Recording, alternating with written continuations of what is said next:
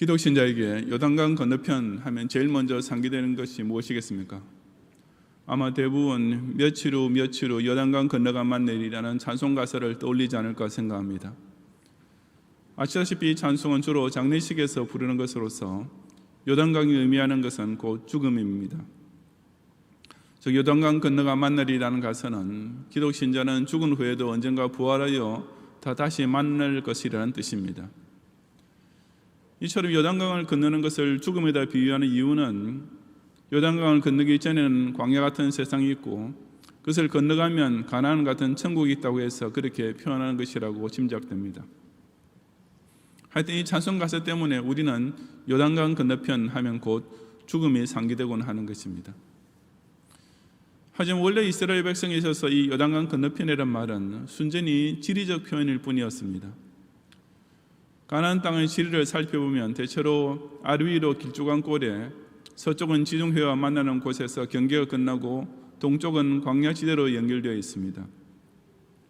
그 가나안 북쪽 지방에는 갈릴리 호수가 있고 남쪽에는 좀 더 큰 사해가 있는데 그 갈릴리와 사해를 남북으로 잇는 강이 바로 요단강입니다. 그러므로 요단강은 가나안 땅을 동서로 길쭉하게 나누는 경계가 되기도 합니다.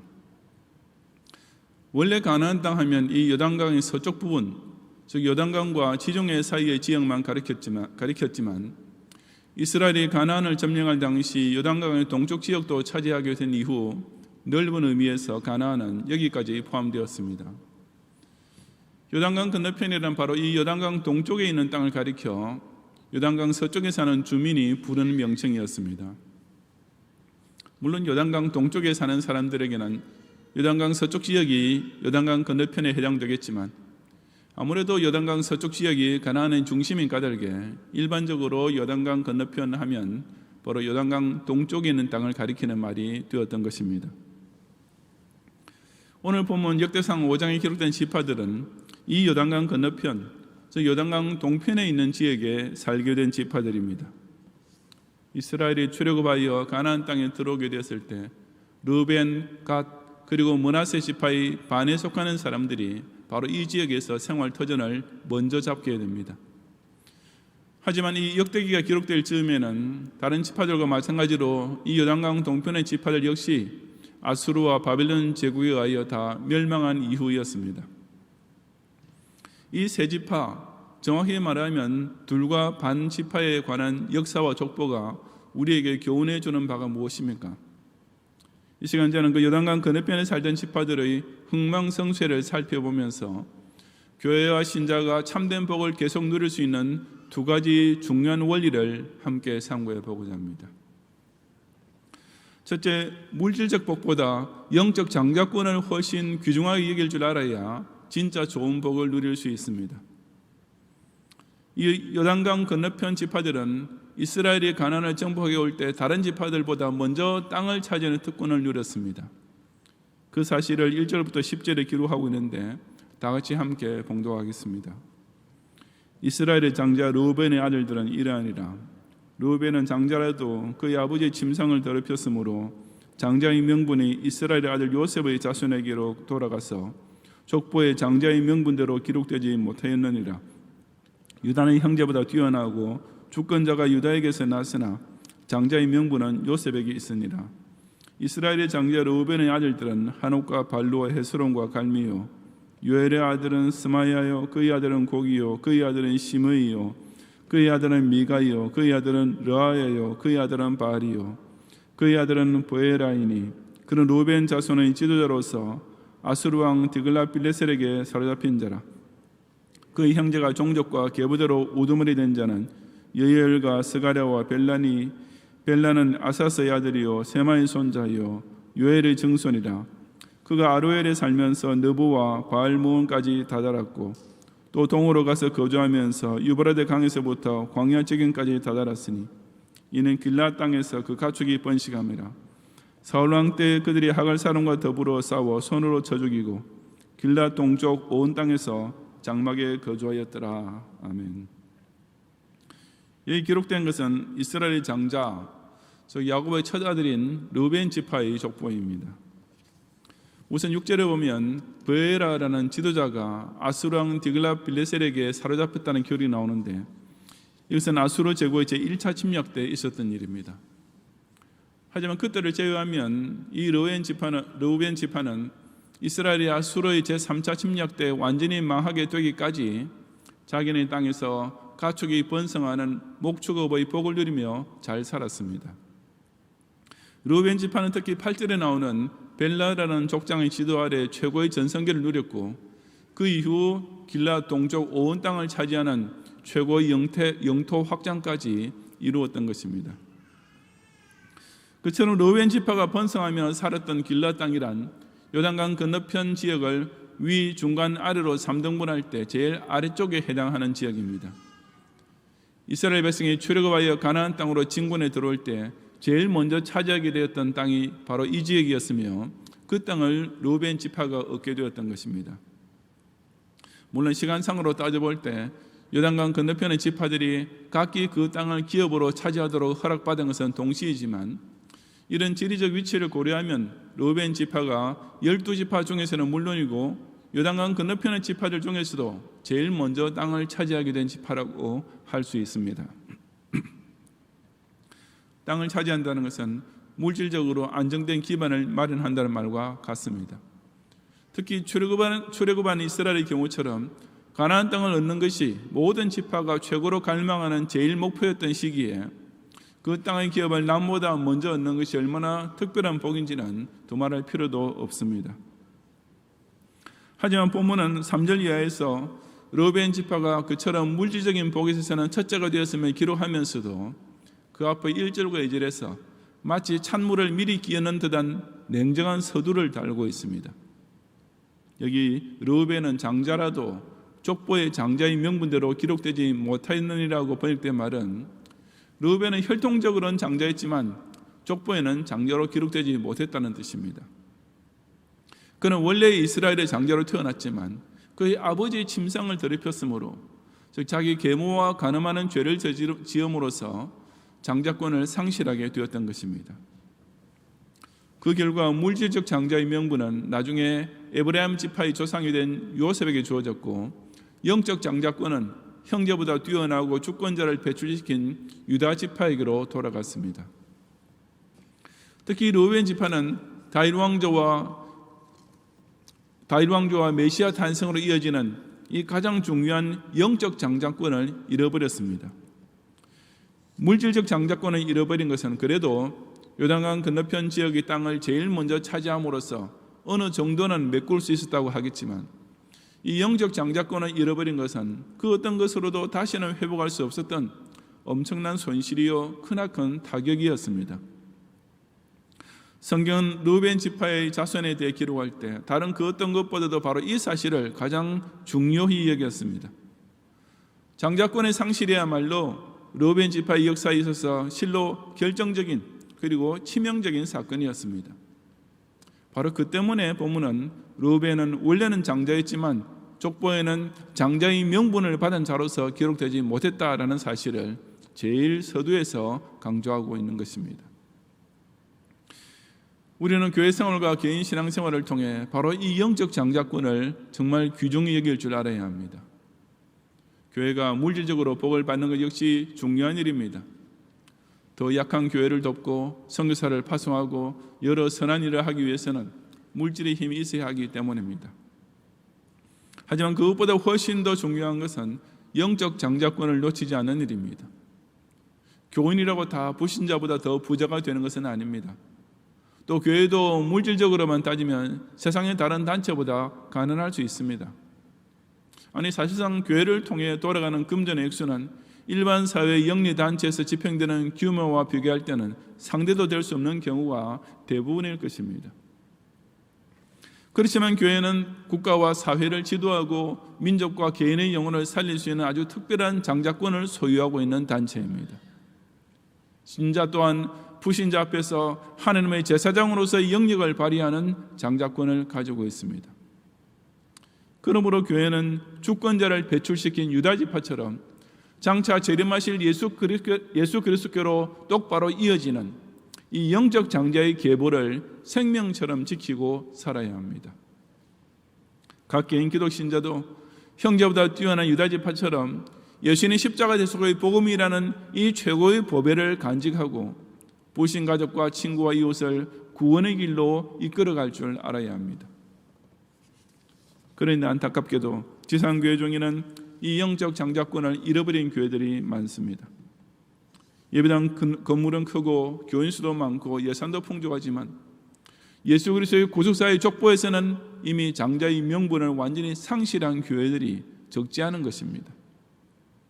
교회가 기록된 하나님의 정확무한 말씀을 들고서 이웃 사회와 민족과 국가를 향해 시대를 밝히고 미래를 여는 진리의 메시지를 선포할 줄 모를 때 그런 교회는 형제를 리드하는 장자가 되기를 스스로 포기한 교회입니다.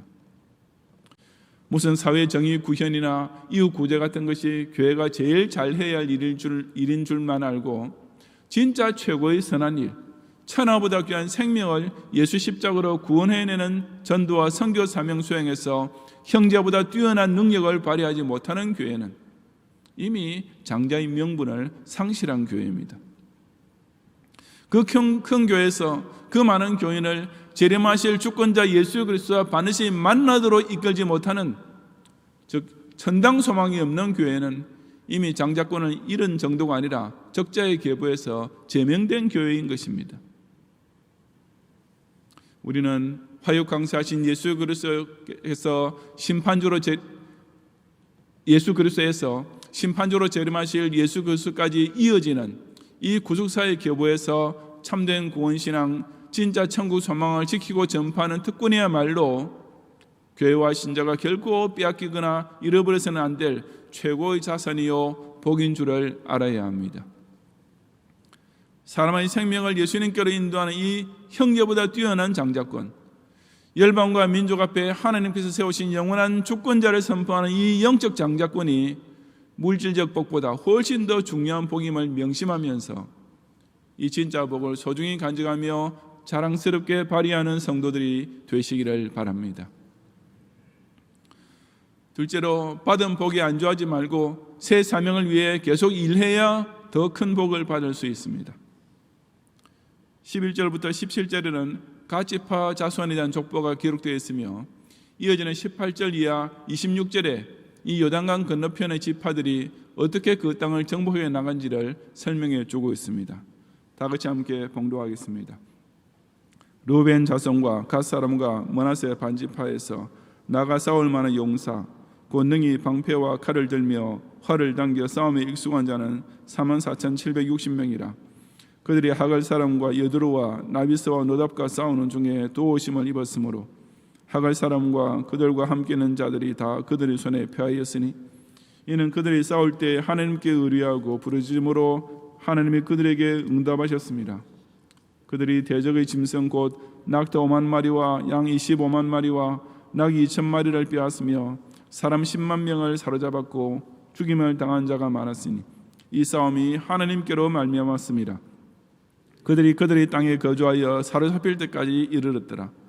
므낫세 반지파 자손들이 그 땅에 거주하면서 그들이 번성하여 바산에서부터 바알 헤르몬과 스닐과 헤르몬 산까지 다다랐으며 그들의 족장은 에벨과 이시와 엘리에와 아스리엘과 예레미야와 호다위야와 야디엘이며 다 용감하고 유명한 족장이었더라. 그들이 그들의 조상들의 하나님께 범죄하여 하나님이 그들 앞에서 멸하신 그 땅 백성의 신들을 간음하듯 섬긴지라.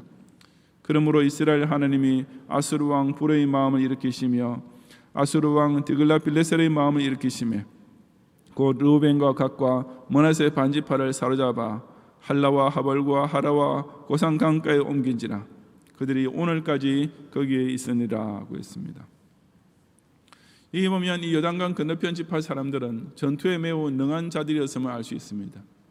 이들은 용사였으며 능히 방패와 칼을 들며 활을 당겨 싸움에 익숙한 자들이었습니다. 한마디로 말해서 그들은 전투에 아주 숙달된 훌륭한 군인이었던 것입니다. 하지만 그것이 곧 이들이 요단강 동편 땅을 점령해 나갈 때 항상 승리할 수 있었던 비결은 아니었습니다. 그들이 승리할 수 있었던 진짜 이유는 그들이 대적과 싸우는 도중에 도우심을 입었으므로 즉 순전히 하나님의 도우심을 받았기 때문이었습니다. 그런 도우심을 입게 된 것은 그들이 싸울 때 하나님께 의뢰하고 부르짖음으로 하나님이 그들에게 응답하셨음이라고 본문에 밝히고 있습니다. 그들은 싸움에 나가야 할 일이 있을 때마다 먼저 하나님께 철저히 매달리고 도와주실 것을 위해 기도했습니다. 그리고 하나님께서도 그 기도를 들으심으로써 그 전투는 하나님께로 말미암는, 하나님께서 도맡아 이기게 해주시는 결과로 나타났던 것입니다. 그러니 요단강 건너편 지파들은 치르는 전쟁마다 연전연승이었고 가는 곳마다 막대한 전리품을 얻었습니다. 그들은 그렇게 얻은 땅에 거하면서 사로잡힐 때까지, 즉 아수르 제국에 의해 북쪽 이스라엘이 완전히 망하게 될 때까지 잘 살아갈 수 있었습니다. 싸울 만한 용사가 많이 있고 싸울 때가 끊임없이 이어질 때 이 요단강 건너편 지파들은 계속 하나님의 복을 받고 더 많이 받는 전성기를 누렸던 것입니다. 그런데 그 뒤에는 무슨 일이 일어났습니까? 안타깝게도 그들은 요단강 동편 지역에서 번성하여 자기네 생활 터전을 어느 정도 확보하게 되자 그만 방심에 빠져버렸습니다. 이들은 조상 대대로 전해 내려온 싸움에 익숙한 핏줄을 여전히 소유하고 있었습니다. 아니 24절에 나오는 대로 오히려 가나안 정복 초창기의 용사들보다 더 용감하고 유명한 족장들도 있었습니다. 그러나 이들이 가나안 완전 정복이라는 목표를 도중에 포기하고 이미 점령해 놓은 지역 안에서만 안주하려 했을 때부터 문제는 발생하기 시작했습니다. 그 가장 큰 문제는 그들의 조상들이 하나님께 죄를 범하여 하나님이 그들 앞에서 멸하신 그 땅의 백성의 신들을 간음하듯 섬긴 것이었습니다. 이 말은 하나님께 대한 신앙의 정조를 버리고 다른 우상에게 빠졌다는 뜻입니다. 그들 지파의 선조들은 용사로서의 전투의식을 발휘하고 싸울 때마다 하나님을 의뢰하고 부르짖는 기도를 드림으로써 요단강 동편의 땅을 정복하여 그 풍성한 유산을 물려주었습니다. 하지만 그 자손들은 그 핏줄 속에 흐르던 용맹한 유전인자는 썩혀버리고 그 전해받은 신앙마저 다 내팽개치고 말았던 것입니다. 그 결과 어떤 일이 일어났습니까? 26절에 보면 이 요단강 건너편의 지파들은 아수르 제국이 침략을 했을 때 그 원래 살던 땅에서 강제 이주를 당하여 이방 지역에 뿔뿔이 흩어져 살게 되는 비참한 지경이 되고 말았습니다. 그들이 자신의 용력을 싸우는 데 사용하지 않고 하나님께 도움을 구하는 신앙마저 잃게 되었을 때는 조상적부터 유명한 용사의 지파라든지 용감하고 유명한 족장들이 이끄는 전통 있는 지파 어쩌고 하는 것은 그 대적 앞에서 아무 힘도 발휘하지 못하고 한순간에 모든 것을 잃어버리게 된 것입니다. 마찬가지로 전투하는 지상교회도 계속 싸울 때가 가장 좋을 때입니다. 교회가 어떤 어려운 일에 계속 부딪히고 성도들이 온 힘을 다해 한 목적을 위해 매달릴 때는 오히려 더 하나님께만 의뢰하고 그 앞에서 계속 부르짖게 되기 때문입니다. 그런 교회야말로 영적 생기가 넘치고 마귀와의 전쟁에서 승리하는 체험을 실제로 겪게 되며 그 결과 하나님 주시는 축복의 전리품을 더 풍성히 누릴 수 있는 것입니다. 반면에 아무리 풍성한 인적 자원이 있고 아무리 좋은 재정 바탕이 있다 하더라도 그저 안온하게 앉아있는 교회는 결정적 시험이 닥쳐오면 한순간에 산산조각이 나고 맙니다. 유명한 전통만 자랑하는 교회, 자기 교회 교원들은 다 좋은 사람들만 모였다고 의식되는 교회, 교회 건물 하나 지어놓고 마치 할 것 다 해놓은 것처럼 이제부터는 어찌하든지 평안히 안주할 길만 모셔가는 교회, 이런 교회야말로 마귀의 가장 좋은 먹잇감이나 마찬가지이기 때문입니다. 흐르지 않고 고여있는 물은 썩을 수밖에 없지 않습니까? 이미 받은 복이 계속 이어지는 교회가 되기 위해서는 선한 일을 위한 목표를 끊임없이 세우고 그 싸움에 익숙한 용사신자를 계속 양육해내며 실전에 임할 때는 오직 하나님의 도우심을 전적으로 의지하고 간절히 부르짖는 이 영적 전투 태세를 한시라도 늦추어서는 안 됩니다. 경양교회의 광야 행군 여정이 그랬지 않았습니까? 우리 교회와 우리 경양의 성도들은 지난 48년 동안 단 한순간도 영적 전투를 멈춘 일이 없었습니다. 정말 숨 돌릴 틈도 없이 계속 싸워야 했기 때문에 기도 또한 끊일 순간이 없었습니다. 그런 까닭에 하나님께서는 그 부르짖음을 들으셨고 전능자로부터 말미암는 연전연승을 계속 누리게 해주셨던 것입니다. 경양의 성도 여러분께서는 지난 48년 동안 정말 잘 싸우셨습니다. 여러분은 평화시대의 순교의 각오로 충성하는 것이 구체적으로 어떤 것인지를 전 생애를 통해 자신의 몸으로 보여주셨습니다. 여러분이 이 할 일 많은 교회에서 일 많이 시키는 목사를 따라 지금까지 문자 그대로 생애 최고 전부를 바쳐 섬겨온 것은 정말이지 제가 잘 알고 있습니다. 솔직히 저는 제가 만약 경양교회 집사나 장로였다면 과연 저분처럼 저렇게 죽도록 충성할 수 있었을까라는 자문에 대해서 자신을 가질 수 없을 정도입니다. 하지만 그렇다고 해서 여러분이 절대로 착각해서는 안 될 것이 하나 있습니다. 그것은 곧 여러분께서 지금까지 이처럼 많이 섬기고 충성했다고 해서 이제부터는 좀 쉴 때라고 생각하면 절대로 안 된다는 사실입니다. 저는 여러분의 남은 생애를 그렇게 망치게 만드는 불충한 목사가 될 수 없습니다. 저는 여러분을 좀 편안하게 해주려다가 여러분이 앞으로 받을 더 큰 복을 미리 막아버리고 지금까지 가속적으로 달려왔던 경양교회 연성가도의 제동을 거는 어리석은 목사가 될 생각은 꿈에도 없습니다. 원로 목사님께서는 여러분을 생애 최고를 바치도록 이끄셨지만 저에게는 이제 여러분이 생애 전부까지 마저 바치도록 만들어야 할 사명이 있기 때문입니다. 우리는 아직 결성 테이프를 끊지 않았습니다. 경양 희년까지는 아직 달려갈 길이, 아니 경양 희년 이후에도 더 싸워 이겨 정복해야만 할 땅이 많이 남아 있습니다. 지난 48년을 통해 경영교회 성도의 삶 속에서 이미 명백히 증명되었고 넘치도록 체험된 이 놀라운 축복의 길을 우리가 어찌 이제 와서 중단할 수 있겠습니까? 우리 선배 성도들이 잘 싸워서 물려준 복스러운 터전에 절대 안주하지 말고 이 경양교회를 앞으로 더 훌륭한 그리스도의 용사를 배출해내는 산성으로 더 큰 싸움을 싸워 이겨내는 사령부로 세워감으로써 끝내 더 큰 복까지 계속 받아 누리는 성도들이 꼭 되시기를 바랍니다. 성도 여러분, 요단강 건너편 지파들은 본토 지파 사람들이 보기에는 모든 것을 먼저 다 가진 것처럼 보였습니다. 그들은 남 먼저 땅을 차지하고 생활의 기반을 잘 잡았습니다. 그들은 싸움에 능한 용사들이어서 연전연승을 이루고 그 판도를 넓혀갔습니다. 하지만 그들은 가장 중요한 장자권을 상실하고 말았습니다. 그뿐 아니라 그들의 심령에는 하나님만 전적으로 의지하는 신앙이 약해졌고 그들의 삶에는 끝까지 싸우는 전투의식이 사라져갔습니다. 우리 경양교회는 다른 지파 앞에서 어떤 교회여야 하겠습니까? 예산이 풍성한 교회, 크고 좋은 예배당을 지었고 이제 희년만 지나면 큰 헌금을 해야 할 걱정은 없는 교회로 보이는 것이 그렇게 중요하겠습니까? 절대로 그렇지 않습니다. 그것은 용두사미가 되었던 요단강 건너편 지파들도 누렸던 것이었습니다. 우리는 이 경양교회를 통해 먼저 영적 장자권을 지킬 수 있어야 합니다. 우리 교회가 한 영혼을 예수님께로 이끌 수 있는 능력, 민족과 국가를 그리스도의 구속사관을 가지고 지도할 수 있는 리더십, 이와 같은 장자의 명분을 끝까지 간직하는 교회가 되어야 합니다. 우리는 이 경양교회를 통해 계속 싸우는 전투태세를 유지해야 합니다. 그래서 우리 경양인 각자가 다 영적 싸움에 능한 용사가 되고 싸우기 전에 항상 먼저 하나님께 기도드리고 그래서 싸운 후에는 반드시 더 큰 승리의 복을 쟁취해야만 하는 것입니다.